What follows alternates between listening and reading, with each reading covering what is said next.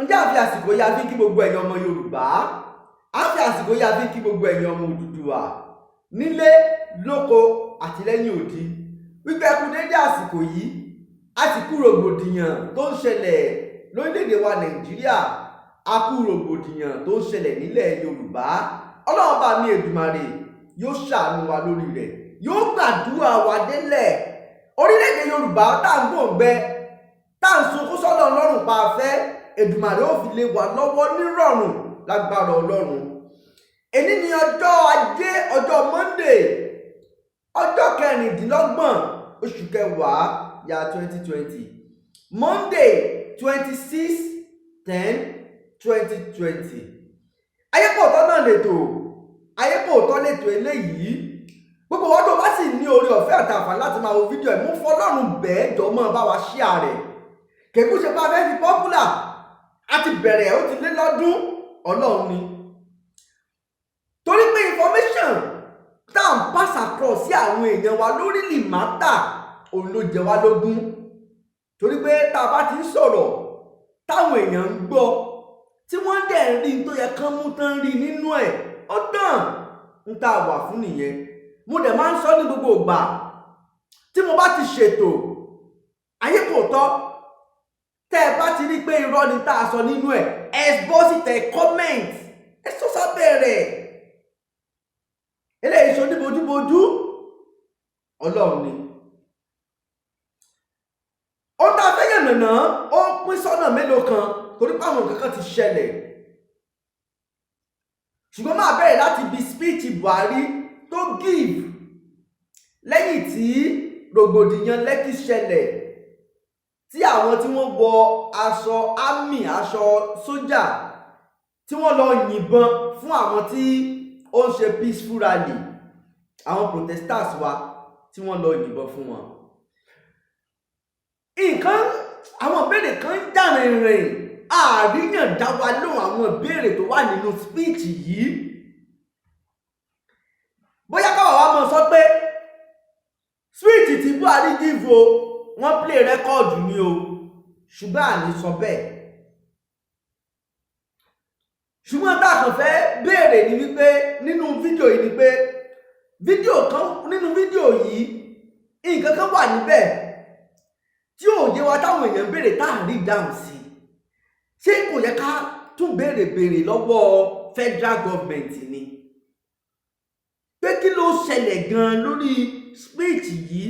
Ẹ jẹ́ kí n play fídíò yẹn, mi ò tún sábà ṣe báyìí ṣùgbọ́n mo fẹ́ play fídíò yẹn ká fi lè rí. Ẹ wo red flag tẹ́ ń wò yìí. Nínú flag kan wà lẹ́yìn yìí, white, green, white, red and blue ló wà nínú flag tẹ́ ń wò lẹ́yìn president wa. Nigeria flag wà lẹ́gbẹ̀ẹ́ àkọ́kọ́, another flag wà lẹ́gbẹ̀ẹ́ rẹ̀.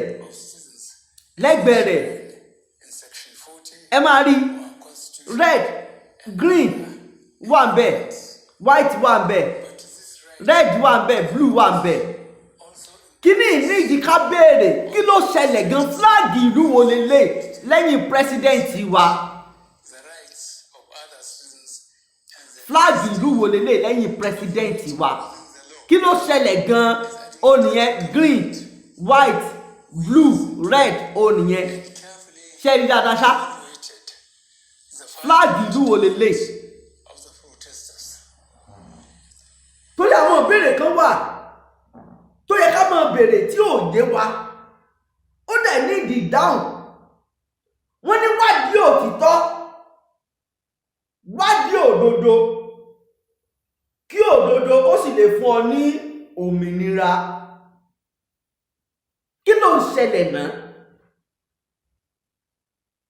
Flag yóò jọ ti UK tó dáwọn náà colonize wa. So ìlú wo ló ní flag tó wà lẹ́yìn Buhari nígbà tó ń give speech yìí? Ìlú wo ló ní flag yẹn?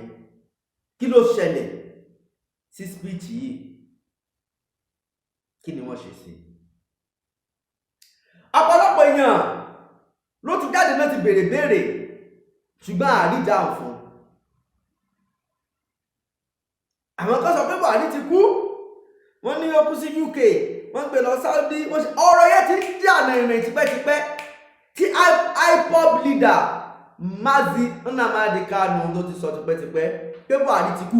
Ẹni kí wọ́n wá ṣe test fún Buhari, kí Buhari lọ ṣe test káwọ́ bọ́yá same Buhari ìgbà yẹn náà lóṣù wa bẹ́ẹ̀ sìn. Federal government ò ní nǹkan kan ṣe, wọ́n ṣe test, wọ́n ṣe anything. ṣẹ́nu Nàìjíríà tá a wà rèé ẹ̀yin ọmọ Nàìjíríà, ṣé solution lè wà báyìí? Àwọn òdúrà fẹ́ lọ, àti wọ bàtà wa, àti wọ bàtà, àti tá a fẹ́ bọ́ta lẹ́nu ọ̀nà ni. Àwọn olórí burúkú mọ̀ tilẹ̀kùn o, wọ́n láàlè bọ́ta, wọ́n láàlè lọ. Ṣé wọ́n bí sórin mẹ́ta ní sán bí wa pọ̀ ni? Kí ló dé? A fẹ́ lọ, ẹ fi wá lẹ̀ já mọ́ lọ ẹni rárá. Ẹ sì síbẹ̀síbẹ̀ náà ẹ sì tún pa wá ni. Ok, ẹ pa wá. Àbẹ́ ẹ pa wá lọ́mọ. A sì pé ṣé ẹ̀yin ẹ ṣe oníwà tútù, oníwà rẹ̀lẹ̀ bíi tiwa. Ẹ pa wá ni. Àwọn èsì ìṣoníjàgídíjàgan bíi yín. Ẹ fi wá lẹ̀ já mọ́ lọ. Ẹni tún láti àlè lọ́sẹ̀ ẹ sì tún kọ́ńtì láti mọ̀ pa wá. Kí ni ó wà jẹ́ solution? Ṣé bá ti mọ òwòrè kí wọ́n sì mọ pa wá lọ? Tó gbogbo ala rí pé Buhari ò sọ̀rọ̀ lórí wípé Fúlàní ń pa ìran Yorùbá, kò sọ kankan láti ìgbà tó ti bẹ̀rẹ̀ dì sí. Ṣé bí ó ṣe máa lọ rèé? Ìbéèrè àkọ́kọ́ tó ní ìdáhùn. Àbí kí n sọ pé ìbéèrè ẹlẹ́ẹ̀kejì, aláàkọ́ ni tó ní fúláàgì, ẹlẹ́ẹ̀kejì òun ni wọ́n pa wá. Ṣé bí ó ṣe máa lọ rèé? Mo fi àsìkò yìí mo fi kí ẹni tó jẹ́ ààrẹ fún gbogbo Yorùbá lásìkò yìí, Professor Banji Akintoye, pé wọ́n kó iṣẹ́ gidigidi, iṣẹ́ takuntakun tí wọ́n ń ṣe lórí ilẹ̀ Yorùbá, lórí kálẹ̀bà kúò nínú àjàgà, nínú ọ̀fìn, nínú ìdè tí àwọn olóṣèlú wa fi wá sí. Lóòótọ́ ni pé àwọn kan tó wọ́n jẹ́ amalgamation àwọn UK ni wọ́n fi wá síbẹ̀, àbí àwọn English ni wọ́n fi wá síbẹ̀ then nígbà yẹn. Ṣùgbọ́n gbogbo bá a ṣe lóore ọ̀fẹ́ àti bọ́ tó, àwọn olóṣèlú wa ò ṣe é. Wọ́n mọ̀ọ́mọ̀ ni torí pé kú ò tí ì kàn wọ́n. Ṣùgbọ́n mọ̀kànmọ̀kàn ní very soon yóò kàn wọ́n, tàbí yóò kẹni tí ó kan ọkàn wọn. Tọ́kàn tí wọn náà ó fi lè gbọgbẹ́ lágbára Ọlọ́run wọlá pains táwọn mẹ̀kúnnù tí jàǹbá àtàbúrú ti ṣẹlẹ̀ sí tó ti kàn, Ọlọ́run jẹ́ ká burú ó kàn wọ́n náà tí wọ́n lè feel pain mẹ̀kúnnù lára. Ẹ jẹ́ lọ síbòmíì torí àròjọ mùsùlùkùn. Ẹ jẹ́ ń bẹ̀ láti bí wọ́n ní wọ́n ń pín nǹkan, wọn pín nǹkan. Ṣé bẹ́ẹ̀ rí oríṣiríṣi àwọn oúnjẹ tí àwọn èèyàn rí ní warehouse lásìkò yìí?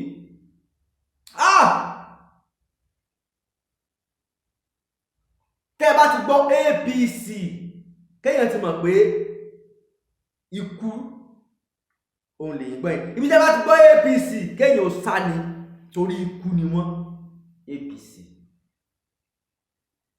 Ṣùgbọ́n mi ò blame anybody o, mi blame Buhari fún wípé wọ́n pín oúnjẹ láti fi relieve àwọn èèyàn lásìkò COVID-19 tí nǹkan lè máwọn èèyàn tí ò sóúnjẹ.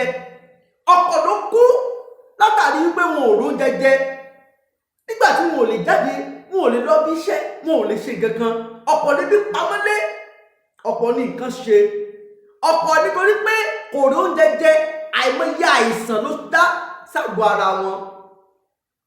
Síbẹ̀ ààrẹ àwọn aláàánú, àwọn olóṣèlú wa láti jáde láti ṣàánú àwọn mẹ̀kúnnù. Bí wọn ò ṣe ṣàánú wọn ìjáde kí wọ́n ṣe ṣàánú wọn tó, àṣọ oúnjẹ wà táwọn olórí burúkú ẹni òfò ẹni àdánù yìí tí wọ́n tún lọ kó pamọ́ oúnjẹ tó jẹ kó wà fún mẹ̀kúnnù. APC ó yẹ kẹ́ ẹ dánwò bójú báyìí ni. Àtẹ̀yìn karambà ní ẹni ìjà tẹ́ ń sunkún APC tẹ́ ń tẹ̀lé wọn káàkiri.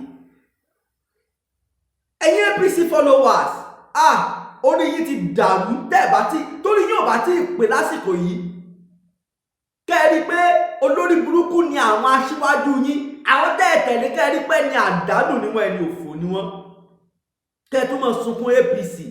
ṣé bẹ́ẹ̀ wà lára àwọn tí wọ́n fìyà jẹ báyìí? tó bá ti ń pe APC ó yẹ kẹ́ ẹ mọ̀ deny ni gbogbo ẹ̀yin tẹ́ jẹ́ bona fide member APC, ó yẹ kẹ́ ẹ mọ̀ deny pé ẹ ṣe APC. ojú gbà mí tì fún gbogbo yín àtẹ̀yìn tẹ̀ láwọn ẹni ìjà olórí burúkú yẹn, olóṣèlú APC yẹn. ó mọ̀ ṣe o, oúnjẹ tó wà fún mẹ̀kúnnù ẹ sì lọ kó pamọ́ títí tí ó fi bàjẹ́. olórí burúkú yẹn wà lẹ́ẹ̀dẹ́ 2023 lè fẹ́ mọ fáwọn èèyàn ló ń jẹ oúnjẹ tí ó ti bàjẹ́ kó tó tásìkò yẹn, ọ̀pọ̀lọpọ̀ ti jẹ́nu ẹ̀. ẹni àìjírí ni o ẹ̀yin APC, wàláhì ìbànújẹ́ lẹ jẹ́ fún mẹ̀kúnnù. APC ìbànújẹ́ lẹ jẹ́ tẹ́ bá ti pè APC kẹ́ẹ̀sì mọ́ fún wọn slogan new slogan APC ìbànújẹ́ fún mẹ̀kúnnù ojú bẹ́ẹ̀ lọ.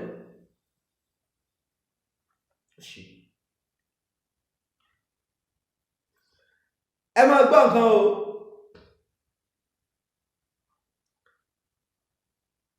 wọ́n kó oúnjẹ fún gbogbo state. màá gbé picture kan jáde sí i, ẹ jẹ́ gbé picture yẹn jáde, mo fẹ́ kẹ́ ẹ wo picture yìí dáadáa. picture yẹn wà mí but mo fẹ́ lọ wò láti ibi tí kinní yẹn bí mi ò cut ẹ̀ mi, ó yẹ kí n cut kinní yẹn. mi ò tí cut ẹ̀ ṣá. ok, ẹ jẹ́ kí n ṣe báyìí. ẹ wo picture yìí, ó yẹ kẹ́ ẹ lè rí kinní ká dáadáa. ẹ jẹ́ kí n fẹ́ dáadáa kẹ́ ẹ lè rí. ẹ ka COVID deliver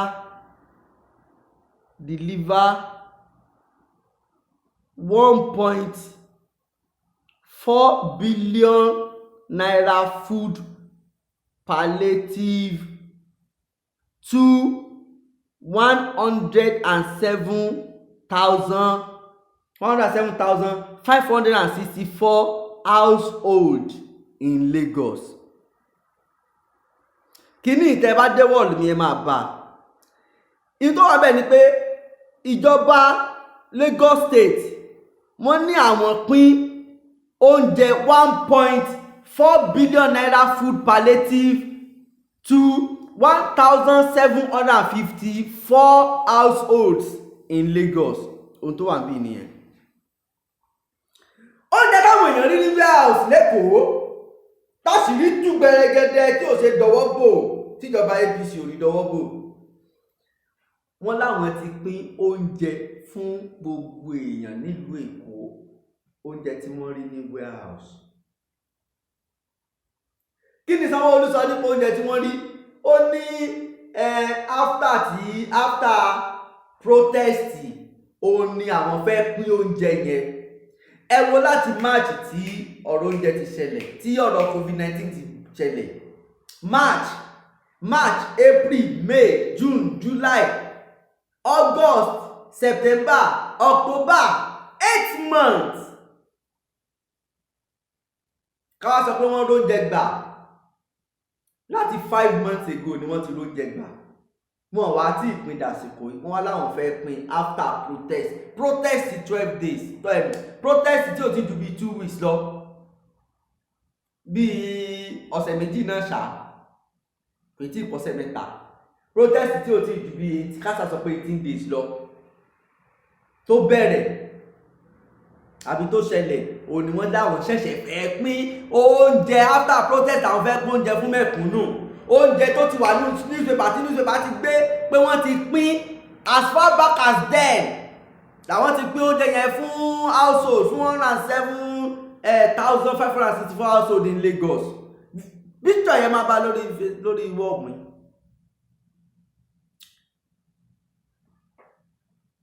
APC ìbànújẹ́ lẹ jẹ́ fún mẹ̀kúnnù.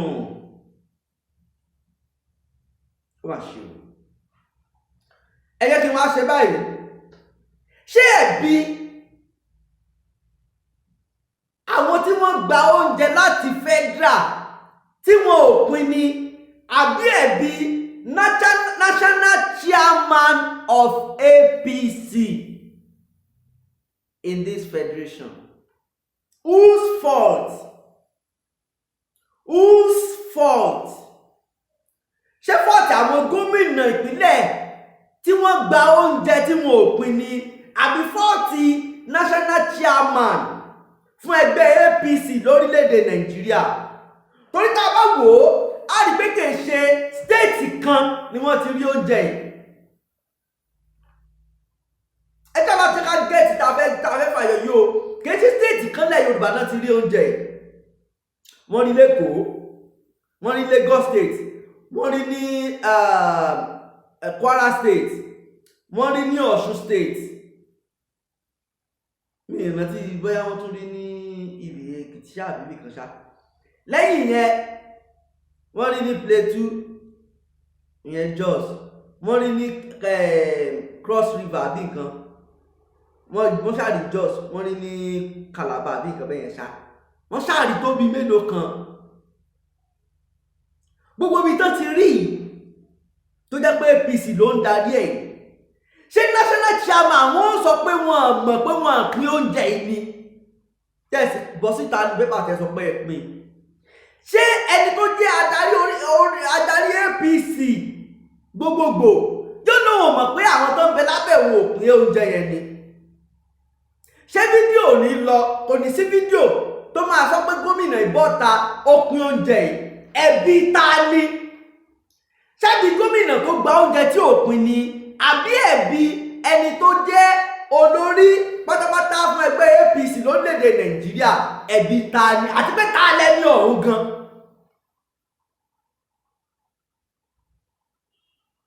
Ṣé ẹ ti rí tán dọwọ́ bò? Ẹ wo bọ́dọ̀ ṣe tó àṣírí wọn, àwọn ẹni bí, àwọn tí wọ́n burú ju ejò. Ẹgbẹ́ tẹ́yìn bá déjò, ẹjọ́ ká ejò rẹ̀ ó burú ó dangerous o, ẹ ti mọ̀. Ṣùgbọ́n àwọn eléyìí àmọ̀ wọ́n tún mọ bá yín rẹ́rìn-ín. Síbẹ̀ àmọ̀ pé ní ibi ni wọ́n. Ṣùgbọ́n àwọn ẹ̀mọ̀ pé olóṣèlú burú.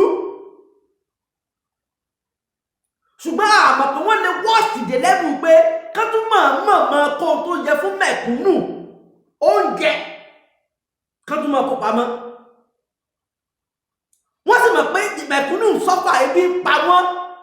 Ṣé ẹlẹ́yìn olórí burúkú ẹ̀yin tí olóṣèlú tó máa ń lò bí ẹrú láti lọ dà nǹkan rú, ẹ̀yin tọ́ọ̀gì tó olóṣèlú tó ń lò, ṣé nípa yẹ yín ti bàjẹ́ lẹ́yìn wọn? Oúnjẹ tó yẹ kẹ́ ẹ jẹ, wọ́n tún mọ̀ fẹ́ bí pa yín. Wọ́n máa fún yín ní tọ́lọ́kọ̀bọ̀, wọ́n lè lọ bàbí kan nígbà tí wọ́n pè tẹ́ ẹ bá ti lóúnjẹ jẹ, ẹ kọ́ṣẹ́ fáwọn. Ẹ ní tẹ́ṣẹ̀ náà nígbà tẹ́ ẹ bá ti yó. Ọmọ ń fẹ́ bí pa yín, káyé yóò mọ̀ bàjẹ́, wọ́n fẹ́ kẹ́ ẹ jẹ́ èèyàn. Wọ́n fẹ́ kẹ́ ẹ mọ̀ wà nísàlẹ̀, kẹ́ ẹ mọ̀ ṣẹrú, káwọn máa lò yín. Tó bá yí wáyá tí ọlọ́pọ̀ tọwọ́ pálábá yín bá ṣe mistake ṣégi báyìí, wọ́n wà fi yín lẹ̀, wọ́n dà yín dà. Wọ́n lọ tí ẹ gbèsè ayé ẹ nìyẹn, ó lọ nìyẹn. Wọ́n tún rẹ́ lómi, wọ́n tún dúró, wọ́n tún lórí burúkú bí rẹ̀ mí tí wọ́n tún lò tán tún lọ ayé tiẹ̀ náà bàjẹ́ tó náà tún lọ. Ṣé bí ọmọ ọlọ́mọ là ń ránṣẹ́ dé tòrutòru? Ṣé bọ́mọ tí wọ́n bẹ́ẹ̀ lu òyìnbó mi tán lọ tọ́jú ẹ̀ pamọ́ sí? Wọ́n ti mọ̀ pé wò wulẹ̀ ní láàrín kan tó fẹ́ ṣe ń gbèsè ayé ẹ. Wọ́n ti mọ̀ pé òní nǹkan tó fẹ́ fi gbèsè ayé ẹ ṣe. Káwọn ẹ̀fọ́ ẹ kí gbèsè ayé ẹ lè bá tètè bàjẹ́. Wọ́n mọ̀ pé ayé ìwúlẹ̀ ti bàjẹ́, wọ́n tún wá fẹ́ ẹ̀fọ́ ẹ kó lè bá àyà kíákíá. Òun náà ṣe ń lò ọ̀ṣẹ́ kó lọ mọ̀ babi tó dáa jẹ́, kó lọ mọ̀ sọ òkò ìbànújẹ́ sílé onílé tó ń dùn. Kẹ́ lọ mọ̀ pa olóṣèlú ẹgbẹ́ tí wọ́n jọ ń kọ̀tẹ́sì fún election. Wọ́n ṣe o. Gbogbo yìí bẹ́ẹ̀ tẹ̀lé APC, followers APC, ṣé ẹ rí pé kẹsẹ̀ bọ́ra nìyí? Ṣé ẹ rí pé tẹsẹ̀ bọ́ra? Ṣé ẹ rí pé nǹkan ti ṣe yín? Ẹ̀yin lẹ́ ń sunkún jàgàbá káàkiri gbogbo orí íńtánẹ́ẹ̀tì. ẹ̀yin ẹni ẹ̀sìn nǹkan ti ṣọpọlọ yín gbogbo bá a ṣe ń sọ tó fún yín láti ẹjọ́ yìí náà kò yẹ kọ́pọlọ yín ó sì ṣí náà iye yín ti ra iye yín ra ayé yín ta bẹ́ẹ̀ èmi ẹ̀rọ lóṣèlú bú mi bí wọ́n bá wí lọ títí ẹ̀yin tẹ́ ẹ̀ fún wọn ní chance yìí ni ẹ̀ fún wọn chance tí ìbá ṣe bẹ́ẹ̀ ni lóṣèlú mọ̀ gapá ta lòun ìyá rẹ̀ ta ni ẹ̀jẹ̀ àwọn tó yẹ kẹ́ ẹ̀ kó pankẹ́rẹ́ lọ lé wọn láàrin òru kẹ́ ẹ̀ kó pankẹ́rẹ́ lọ lé wọn láàrin òru kẹ́ ẹ̀ wá gbọ́ wọn bọ́ta kẹ́ ẹ̀ máa bó wọn pankẹ́rẹ́ kèé sábà ń fi kíní ṣe ẹ kó wọn bọ́ta nínú ilé tó lórí burúkú ẹ̀dá náà lọ sí sẹ́nẹ̀tì Àbújá kó lọ mọ́ sojú wa ó wá gbowó olóńdó owó sàkáǹtì owó tó wà kó o fi ṣe social amenities faraàlú kó o gbẹ́ bọ́ọ̀lù kó o ṣe sólà fún wa kó o kọ́ hospital fún wa tí ìjọba ní kó o fowó ṣe fún wa nìyẹn ó wá lọ ń dáná kó sí àkáǹtì ó wá ní káwá máa gba láìsí kóńgò kọ̀ọ̀kan lẹ́nu ọ̀nà ní ẹ̀ àórí ẹ̀ ti burú lẹ́nu kẹ́ ẹ dá àdọ̀bálẹ̀ kẹ́ ẹ bọ́n pankẹ́rẹ́ ó lọ rìpọ́ọ̀tù police station àwọn ẹgbẹ́ mọ̀ fi ṣe ẹ̀yẹ ni wọ́n mọ̀ pé àwọn yóòtù ti ṣetán orí wọn ti pé ẹ̀yin náà lẹ́lọ́ mọ́ ṣe sàlẹ̀ náà wọ́n wá fún yín láṣọ olórí burúkú àwọn aṣọ 500 200 tí wọ́n lọ rà wọ́n wá gbé píktọ̀ ara wọn sí wọn ìwọ́n polówó píktọ̀ ayé tiẹ̀ wá bàjẹ́ lọ sáré tẹ̀lé lóṣèlú kiri kí ẹ bá tẹ̀lé wọn lọ láyé náà tó bá yan ọmọ tó bá kú o kúrá yí ẹ nìyẹn tiẹ̀ gbé nìyẹn tiẹ̀ tán àwọn ẹbí ẹ ṣọ̀fọ̀ ẹ ó ń ṣe o ẹ jábọ́ sí lòlù torí gbogbo kíní nǹkan máa ń bà mí lọ́kàn jẹ́ torí pé n tó yẹ kọ́dọ̀ fayé ẹ̀ ṣe àwọn olórí burúkú yìí ti bà gbogbo ẹ̀ jẹ́ síbẹ̀ àwọn ọ̀dọ́ kan òṣù ronú láti fi lè já kúrò lẹ́yìn àwọn olóṣèlú yìí ariwo APC náà máa pa kiri ẹ wò dójútì tẹ̀gbẹ́ olórí burúkú tẹ̀ǹtẹ̀lì ẹ wò dójútì tó mú wá fẹ́ yẹn gbẹ́ APC ẹ wò bá ṣèlú ṣe tú káàkiri throughout Nàìjíríà láṣojú títú ọlọ́run jò yé yín ní kíákíá tí ò ní pẹ́ torí tí ò bá tètè yé yín ẹ kàn rí pé ẹ yé lẹ̀lẹ̀ ni ẹ yé lẹ̀lẹ̀ ẹ tánu á padà sí bó jẹ́ bẹ́ẹ̀ tí rí píktọ̀ yẹn rèé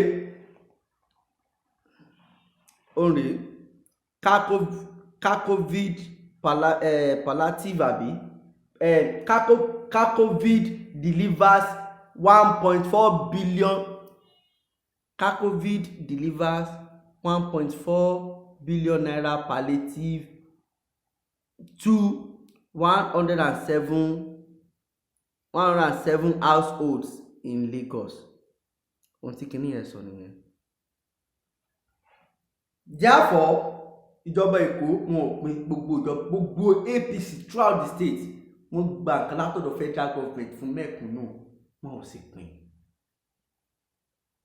Kí ni motive wọn?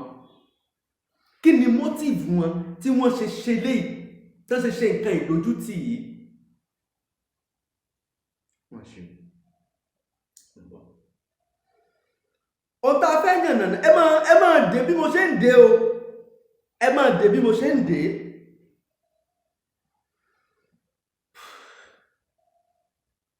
Arákùnrin kan wà ní Europe wọ́n porúkọ ẹ̀ ní Adéyínká grandson. Àjọ tí mo ṣe ń ṣe program mi ìdárúkọ ẹ̀ báyìí ẹ jẹ́ kí èmi náà sọ pé Adéyínká grandson ó tilẹ̀ jẹ́ pé mo mọ̀ dáadáa tí mo ń sọ yẹn ó yé mi. Arákùnrin sọ̀rọ̀ nípa káwọn Ìgbò àbáwọn Ìgbò kí wọ́n fi ilẹ̀ Yorùbá sílẹ̀. Ọ̀pọ̀lọpọ̀ èèyàn ló ti sọ̀rọ̀ lórí ẹ̀. In fact àwọn Southwest governors gan wọ́n ti lọ sọ́dọ̀ Sanwó-Olú wọ́n ti give speech wọ́n ti láwọn òòrùn. Ṣùgbọ́n ẹni tá à ń sọ yìí ẹ jẹ́ kí n sọ pé is a friend of Tinubu tàbí kí n sọ pé is an adopted son of Tinubu. because lórí internet ohun tárákùnrin máa ń sọ òun ni pé kí Tinubu ó ṣáàdì pírẹsidẹ́ǹtì Nàìjíríà 2023. ẹ tẹ́ láti gbọ́rọ̀ mi dáadáa o. ohun tí mo bá sọ ó lè fi kún orí ẹ burúkú kan mi ò ní kankan tí mo di láì látọ̀dọ̀ yín, mi ò ní kankan tẹ́mi àti ìjọ ń dàpọ̀, òṣèlú kankan tẹ́mi àti ẹjọ́ dọ́rẹ̀, kò ní jẹ yín, kí ló kàn mí pẹ̀lú yín. I can say it boldly, I can say it anywhere. so ohun tí mo bá sọ ẹ fi kún orí ìyá yín ló burúkú kan mí, sì tẹ́ ẹni dáfọ́ lọ́hùn ṣe. fún díẹ̀ yìí Adéyínká grandson ó wà nílùú òyìnbó, ó ní olórí ẹgbẹ́ YYF, Yorùbá Youth for Freedom, olórí ẹgbẹ́ YYF. látìgbà tí ẹ jẹ́ kí n sọ báyìí, òun àti Tinubu wọ́n ní cordial relation àbí cordial relationship òun ni wọ́n ní láàrin ara wọn, and n tó bá ti lè fẹ́ affect Tinubu òun ni Adéyínká grandson ló máa ń gbẹ́rù. láàrin Tinubu àti Igbo problem ṣẹlẹ̀ tí àwọn Igbo sọ pé Lagos State is no man's land. Tinubu gẹ́gẹ́ bí aṣíwájú Èkó, èmi ò mẹ́ tó fún wọn lóyè yẹn, bóyá wọ́n rí e lójú títì ni o, torí mi ò rí pé wọ́n wúyè fún àbí wọ́n ọba kankan fún wọn lóyè yẹn, èmi ò rí fídíò ẹ̀ tó bóyá wọ́n rí e lójú títì mi tán tí rìn lọ́wọ́ kàn fẹsẹ̀ gbá wọ́n rán pé ó yèrè, wọ́n sì mú lójú títì, wọ́n sì ń jẹ. àtìgbà tí Igbo sọ pé no man's land l'Èkó ní Tinubu sọ pé òun ò jẹ́ mọ̀ pé òun lòun l'Èkó. This is where the problem starts. Ibi tí problem yẹn ti bẹ̀rẹ̀ lélẹ̀. àtìgbà yẹn l'Adéyínká àti àwọn Igbo náà ti ní problem lórí ọ̀rọ̀ Èkó. ẹkú ò lẹ́kọ̀ọ́ àwa la l'Èkó látìgbà tó ti ṣẹlẹ̀ rí, torí pé Igbo ní problem pẹ̀lú Tinubu, òun ló ti ṣẹlẹ̀. ẹ jẹ́ láti gbọ́ ọ̀rọ̀ ìdílé kẹ́ ẹ mọ tí mo fẹ́ fàyọ o. ẹ gbọ́ mi délé kẹ́ ẹ mọ tí mo fẹ́ fàyọ, kẹ́ ẹ wá jẹ́jọ́ máa da láàrin ara wa. tó bá jẹ́ wípé orí Adéyínká bá pé, mi ò ní ìṣù pẹ̀lú ẹ̀bọ̀, torí ẹ̀ bá pé kẹ́ ẹ jájọ́ dá pẹ̀lú gbogbo àwọn tí wọ́n ń tẹ̀lé Adéyínká náà, tó ẹ kórí wọn pé kẹ́ ẹ jájọ́ dá pẹ̀lú ọ̀rọ̀ tí mo fẹ́ sọ jáde yìí ni o. bóyá kí n dẹ̀ sọ pé kèsì tó dẹ̀ bá pé táyé kó mọ tó ń sọ, tó bá jẹ́ kó mọ tó ń sọ òun ni o, pẹ̀lú ọ̀rọ̀ tí mo fẹ́ sọ jáde. Tinubu àtàwọn Igbo ní problem, Adéyínká dá sí ògbèrú. ó dásìkò kan Adéyínká ń fi chemical weapon ó fi ń threaten àwọn Igbo sẹ́ pé òun ó fi chemical weapon pa wọ́n, débi wípé àwọn Turkish police wọ́n lọ gbé Adéyínká nílé. tó lọ gbé Adéyínká nílé pé chemical weapon tó níyẹn àwọn fẹ́ rí, tó fi ń threaten àwọn fẹ́ rí. wàhálà pọ̀, gbogbo ẹ̀ pọ̀ kó tó di pé wọ́n rí ní ti Adéyínká ní táìmù yẹn. ó tún ti bẹ̀rẹ̀ báyìí, ó tún ti bẹ̀rẹ̀ báyìí.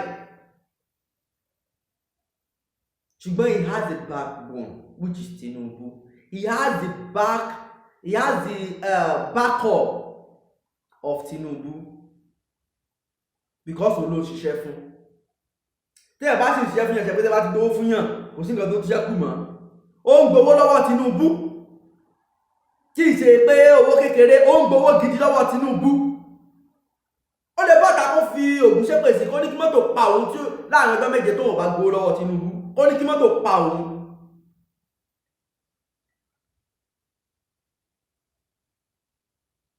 tó bá wá gbowó lọ́wọ́ olóṣèlú, all well and good. owó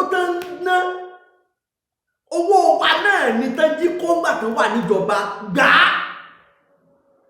gba owó orí wọn ló burú yẹn tẹbí wọ́n jí ni wọ́n sì tún fáráàlú náà good kọjọ́ bá tí wọ́n bá gba owó sí àrẹ fáwọn tó bá tún jẹ́yìn rẹ tán lè tara ẹ sóríire owó wa náà ní gbogbo wa la mọ̀ tó kálukú wọn ṣe ń jówó kó lọ lóyìnbó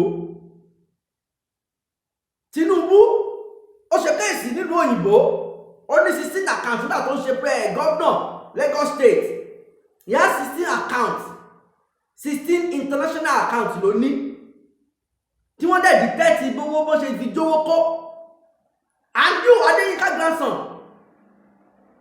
ìwọ náà mọ pàtó kó lórí pé Tinubu fẹ́ sọ́gbọ̀n owó jáde kúrò ní Nàìjíríà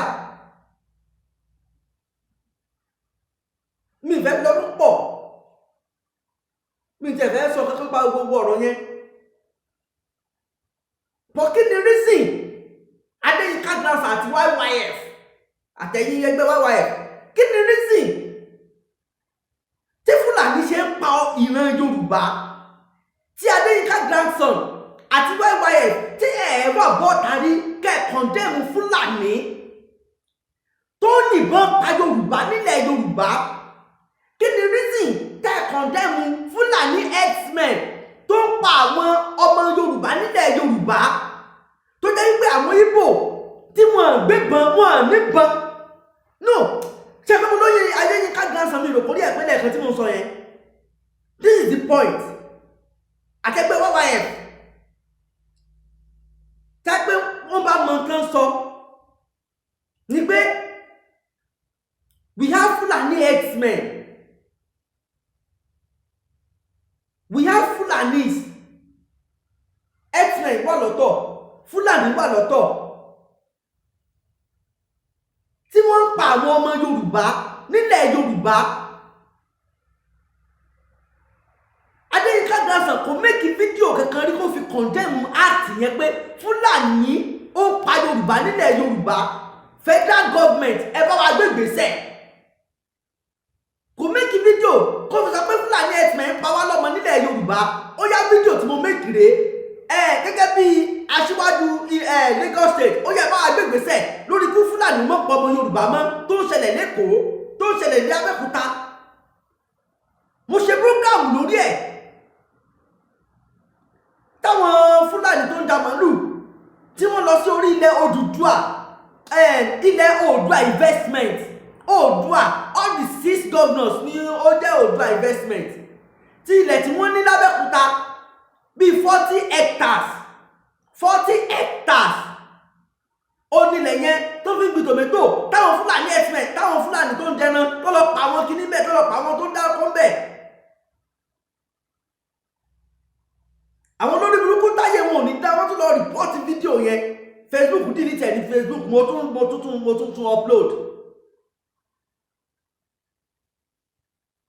wọn ẹ bá make fídíò lórí kíní ẹ wá sọ pé Fúlàní tí ó Ìgbò tí ò gbébọn tí ò fìbọn pa wá tí ò ṣe kankan fún wa ẹ wá ní ká lé wọn kúrò in which ayé àwọn bíbí ti bàjẹ́ ṣé torí owó tẹ̀ ń bá náà ni no ṣé Tinubu bá dé tó bá di president ó ní special oyè kan tó fẹ́ gbà lọ́wọ́ Tinubu no mi mọ̀ special oyè wo ni Tinubu fẹ́ fún ẹ tó ṣe pùtì tí wọ́n náà ṣe tó ṣe contribute sí danger tí àwọn ọmọ Yorùbá tí wọ́n ń get látọ̀dọ̀ àwọn Fúlàní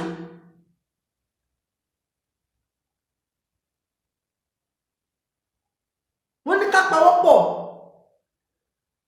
ká bá àwọn tí ń ṣèbàjẹ́ wí ẹ̀yin fi wọ́n lẹ̀ ẹ́ fọwọ́ ra wọn lórí ni ẹ láwọn tí wọn ò ṣèbàjẹ́ ni kí wọ́n kẹ́rù kí wọ́n máa lọ táwọn tó sì ṣèbàjẹ́ sí nǹkan tí láti máa pa wá èyí tó wá ń support wọn because directly or indirectly ẹ support àwọn people yìí ẹ tún fún wọn ní courage àti more strength láti tún máa pọ̀ ọmọ Yorùbá sí tẹ́ bá ti sọ pé kí Ìgbò máa lọ ṣáà ti pín ní tẹ̀lé Ìgbò kúrò nílẹ̀ Yorùbá ṣáà ti pín ní. It is after our separation tá a bá ti ní Odùduwà nation Yorùbá nation that is when you can chase them out kan ó wà nílẹ̀ nílùú òyìnbó ó lè dá wálẹ̀ Yorùbá ó lè dá wálẹ̀ kó wá sẹ́nìtì ò sọ̀rọ̀ látòrí kínní kílẹ̀ táwa gan ti ǹjẹ́ orí dáwà gan mọ̀ tá à ń sọ báyìí à ń dá sẹ́nìkan tó ń sọ̀rọ̀ látòrí íńtánẹ́ẹ̀tì láti ibìkan tó ń make mouth. You are just making mouth, you are just bragging on nothing.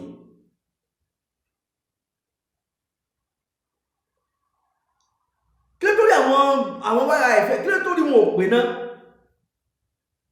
káwọn Ìgbò máa lọ kúrò nílẹ̀ bàbá rẹ̀ ilẹ̀ wọn lẹ́ bá bẹ́ẹ̀ ilẹ̀ wọn bá bẹ́ẹ̀ rà ẹgbẹ́ tó dùn sílẹ̀ bàbá rẹ̀ kó wá máa túnṣe kájọ máa túnlẹ̀ bàbá rẹ̀ tó pè nílẹ̀ bàbá rẹ̀ nígbà òdò kájọ máa túnṣe tó wá jókòó sílùú òyìnbó ṣẹlẹ̀ bá bẹ́ẹ̀ níbi tó wà yẹn lòun túnṣe yẹn nílùú òyìnbó tó wà yẹn ṣẹlẹ̀ bá bẹ́ẹ̀ ni Adenka Grandson, I'm talking to you èmi àti ọ̀gá nígbà o mi ò dẹ́ ṣe nígbà ẹ̀ but this thing kí ni ó kàn dàbí pé kọ́rí èèyàn máa pè bí kéèyàn ti ní kọ́ọ̀dẹ orí tó ti máa ṣèyàn rí ó lọ̀rọ̀ yẹn ó wà nílé oúnjẹ wà nílùú òòlù òun méjì máa tó òtún lu bàbá àti ẹsẹ kó wà bẹ́ẹ̀ kó o tún ṣe kẹjọ mọ́ tó bá ti ń gbé lókè kí wọn náà máa gbélẹ̀ ó wá sálọ ní onílùú kan ó wá lọ méjì máa tì níbẹ̀ oníkàwọn kan kó lẹ bàbá rẹ ó sì wà nílùú òòlù oníkan kó lẹ bàbá rẹ ó sì bẹ́ẹ̀ ní báwo náà ṣe pín èyí tó bá wà bẹ́ẹ̀ tó bá ti mórí ìwọ náà mọ múrù ni orí bọ̀bọ̀ yóò pè mí tí ẹ máa rí nígbà tí ẹ ṣe ń dá sọ̀rọ̀ ẹ̀kan ẹ jẹ́ kí sáré finalize prógámù yìí àwọn ètò ìtúfà ọjà o ẹ jẹ́ sáré buttress point yìí fídíò yẹn mo wà lára àwọn tó share fídíò yẹn it's on my wall màá tún fídíò yẹn màá tún picture Lagos State tó fi sọ wípé àwọn ti pín oúnjẹ màá upload ẹ̀ sí Ayékòótọ́ page màá upload ẹ̀ sí Ayékòótọ́ group màá fi sí Ayékòótọ́ TV ní Instagram fídíò lady tó sọ bí àwọn Fúlàní bí wọ́n ṣe lọ ń já shop ní Fágbà bí nǹkan màá upload fídíò yẹn padà ó wà ní page mi màá rí iṣẹ́ rẹ̀ màá upload ẹ̀ sí Ayékòótọ́ page Ayékòótọ́ group àti Ayékòótọ́ TV ní Instagram màá upload ẹ̀ kẹ́yìn èèyàn lọ wò ó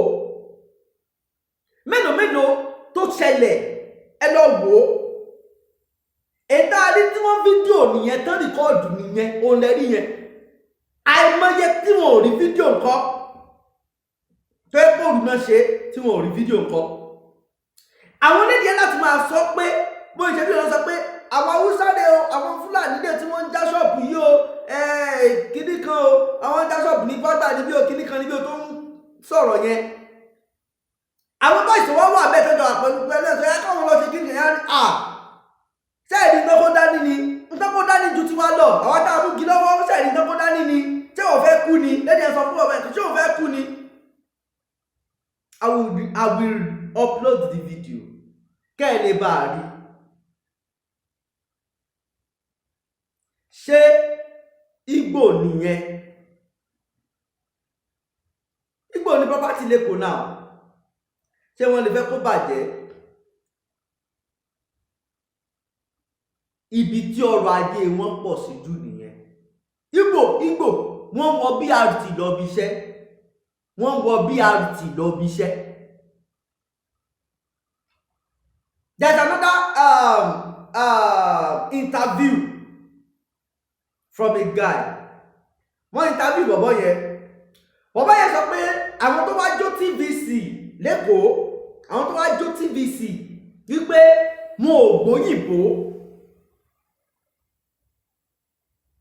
ó ní wọn ò gbóyìnbó ń tẹ́ Yorùbá dẹ̀ fi lè gbóyìnbó kẹ́ẹ̀ ti mọ̀ pé kéè ṣe Yorùbá kéè dẹ̀ ṣe Ìgbò nìyẹn ó ní wọn ò gbóyìnbó ó ní àwọn pípù yìí ó ní wọn mọ ibi tí TVC wà wọn mọ TVC ó ní wọn ti kọjá lọ ìkọ́ni wọn ló kàn gbòkè lórí kíná pẹ̀lú bí kéèyàn ti máa dàmú pé ibi náà ni wọ́n pè é ó kàn gbójú òkè lókè ó ní lẹ́yìn ó ní wọ́n sọ náà sí straight ni wọ́n wọlé wọ́n sọ náà sí wọ́n ṣe gbogbo ẹ̀ tán báyìí ṣe tán wọ́n ń bọ̀ ni wọ́n ya ṣọ́ọ̀bù ti bọ̀bọ́ yẹn gbogbo tó wà bẹ́ẹ̀ pátápátá ó ní wọ́n kó wọ́n dẹ̀ tó dáná sun ṣọ́ọ̀bù yẹn ó ní red carpet tó wà nínú ṣọ́ọ̀bù òun ló fi dá ibi tó jẹ́ àlà ṣọ́ọ̀bù òun mọ̀. This was an interview tí bọ̀bọ̀ yẹn ti sọ. ṣé ẹ mọ ohun tó máa ń pẹ̀lú nǹkan báyẹn? eyewitness ẹ tó ṣẹlẹ̀ lójú ẹ̀ òun ló sọ. So àwọn tó jó TVC wọn ò kì í ṣe Yorùbá, wọn àgẹ̀dẹ̀ kì í ṣe Ìgbò, either Fúlàní or Haúsá òun làwọn tó jó TVC. Torí àwọn tí wọ́n ní pírọ́blẹ́mù pẹ̀lú wa nìyẹn, àwọn náà náà lùtù àìmọye ṣọ́ọ̀bù bẹ́ẹ̀. Lóòótọ́ ni pé Yorùbá máa wà ń bẹ̀, Ìgbò máa wà ń bẹ̀, but most of pé wọ́n jó kan náà. Most of our iṣẹ́ was carried out by Igbo, by Fulani and Hausas. Why? Okay, see, for example, láti ìgbà tí wọ́n ti ń pààyàn, tí Fulani ẹ̀sìn ti ń pààyàn, kí ni Buhari ṣe tì náà? Nígbà tá a wá sọ pé Fulani ló ń pààyàn o, Fulani ló ń pààyàn o, Fulani ló ń pààyàn, Buhari wá láti come out wípé Fulani ló ń pààyàn tẹ́ ẹ sọ yìí, ẹ má sọ mọ́ o, ẹ má pè wọ́n ní herdsmen. Fulani ó tún bo àwọn ẹ̀yà rẹ̀, ó tún bò wọ́n pẹ̀lú iṣẹ́ ibi tán ń ṣe. ẹ̀yà Fulani tó jẹ́ ẹ̀yà president ń ṣiṣẹ́ ibi, Fulani tí wọ́n president wọ́n tún bò wọ́n kẹ́ ẹ má lè ṣàbùrú sáwọn ẹ̀yà rẹ̀. Kí ni Tinubu ṣe fún ẹ̀yà Yorùbá láti ìgbà tí Buhari ti dé ààrẹ orílẹ̀-èdè Nàìjíríà? Kí ni tí Tinubu ṣe fẹ́ ẹ̀yà Yorùbá? Àwọn kan kọ̀ndẹ́mù Ọbásanjọ́ pé Ọbásanjọ́ ṣe àwọn Fulani ló fi favour, àwọn kìnnìkan ló ṣe kìnnìkan kankan. Kí wá ní Tinubu àti Ọbásanjọ́ ṣe yàtọ̀ pẹ̀lú ìjọba ọdún mẹ́jọ tó bá Ọbásanjọ́ ṣe? Tán sọ pé àwọn Fulani ló favour, àwọn Haúsá ló favour. Kí ni Tinubu àti Ọbásanjọ́ ṣe yàtọ̀ báyìí? Tinubu tún wá wọ́ọ̀sì ìjọba Ọbásanjọ́ lọ. Ẹ̀bi mi pé kí nìdí? Ẹ̀jẹ̀ ń já yín. Ṣé ẹ̀rọ pé láyé Ọbásanjọ́ kò sẹ́ni tó pa Yorùbá? Láyé Ọbásanjọ́ wọ́n bí anybody dá tó pa Yorùbá. Láyé eléyìí APC tí Tinubu jẹ́ mímọ́ bóyá national president ní bóyá tó ní kan national chairman kan ló jà bí oyè kan náà fún mi wọn. Wọ́n dẹ̀ ń pọ̀ ọmọ Yorùbá nílẹ̀ Yorùbá tí Tinubu sì wà nílẹ̀ Yorùbá tó sì fọwọ́ sọ̀yà pọ̀ ọmọ Yorùbá náà, wọ́n sì ń pa ìran Yorùbá, Tinubu sì fọwọ́ lẹ́rán. Kí ló fà? Ẹjẹ̀ bá àti bí Tinubu, kí ló ṣẹlẹ̀ tí wọ́n ń pa ìran Yorùbá nílẹ̀ Yorùbá tó náà sì ń gbélẹ̀ Yorùbá tó sì fọwọ́ lẹ́rán? Ẹ bá bí pé kí ló fà? Ṣé tán bá tó pa wá tán ní òtò ló fẹ́ sọ̀rọ̀? Likewise same thing bí àwọn youth bí wọ́n ṣe protest tó lẹ́kọ̀ọ́ tó fi gbé 12-13 days kí ó tó di pé àwọn sójà tó yìnbọn wá yìnbọn. Tinubu didn't come out to say a single word like this. He didn't come out to say a single word like this. Who is he? Aṣíwájú wo? Aṣíwájú Èkó tí wọ́n ti pààyàn, Èkó táwọn sọ́jà ti ń pààyàn, Tinubu sì já síwájú ń bẹ̀, kò sì lè protect àwọn tó ń gbé Èkó níbi tó sọ pé òun já síwájú sí, kò sì lè protect àwọn tó ń gbé Èkó, wọ́n sì ń pa èèyàn mọ́ ibi tó wà, Èkó tó wà tó ti já síwájú. Kò ní mọ̀ kó tábùkù òun mọ ẹ̀ olóṣèlú èyí rò, gbogbo tó yẹ kó mọ̀ tì wọ́n lójú, wọ́n ti fọ̀dájú, wọ́n ti wọ́bì kan, so wọ́n ti dájú gan, so wọn ò láàbùn nìkan náà. Anybody ò bá kò kàn wọ́n, àánú wa ò ṣe wọ́n, àánú wa ò sì lè ṣe wọ́n. Wọn ò nífẹ̀ẹ́ wa bẹ́ẹ̀. Mo ṣe rẹ́kọ̀dù kan lásìkò kan, mo ní àwa mẹ̀kúnnù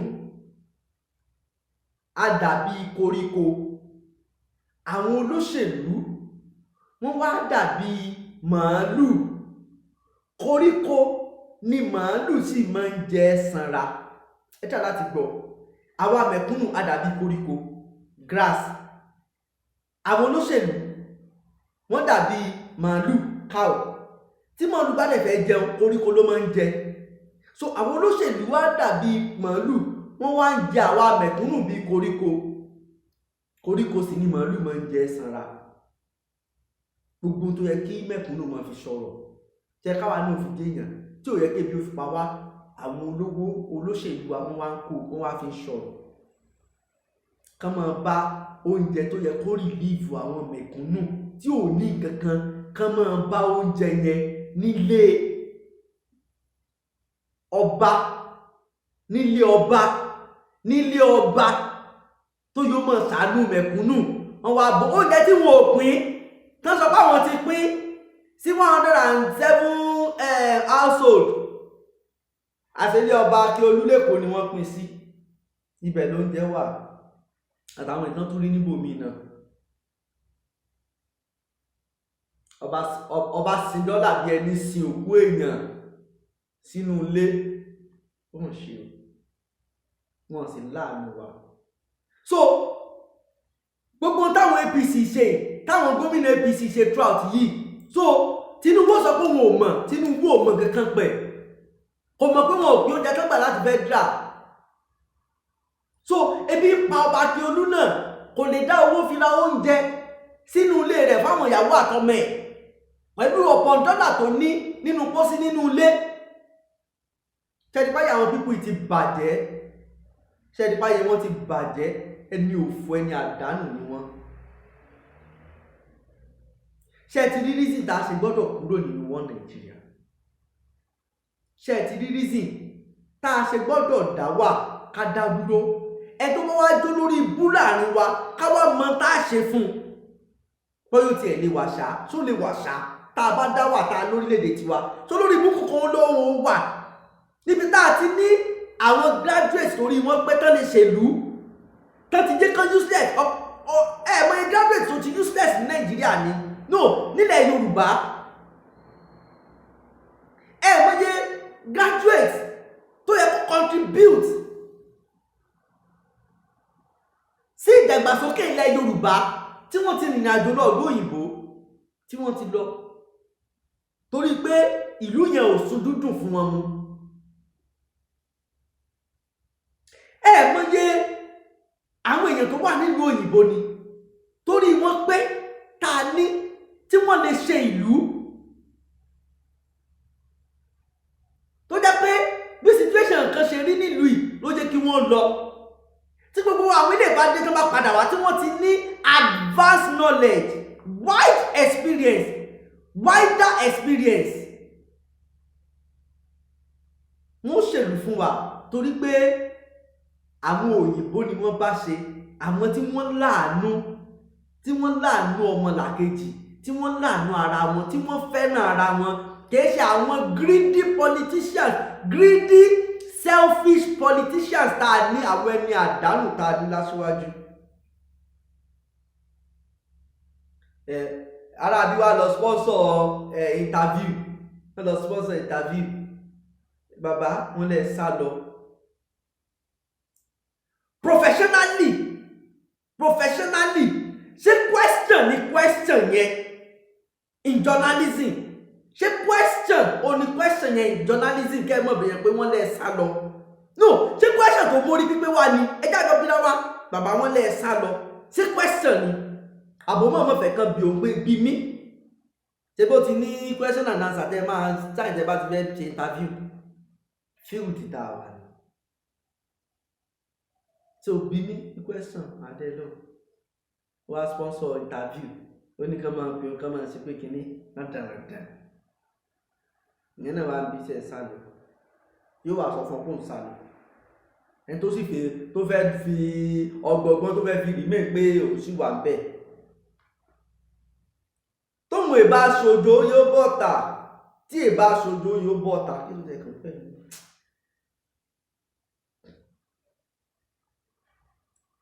Tinubu gẹ́gẹ́ bí aṣíwájú Èkó